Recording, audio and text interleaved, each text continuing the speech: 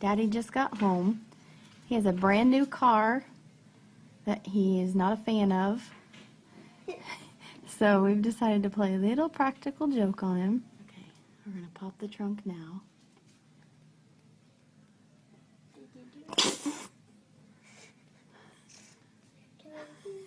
I did it again. Don't. Do it again.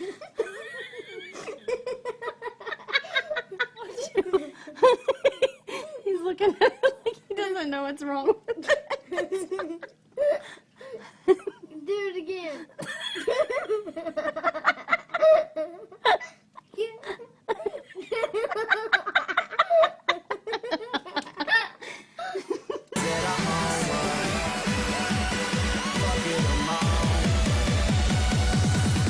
Get 'em on.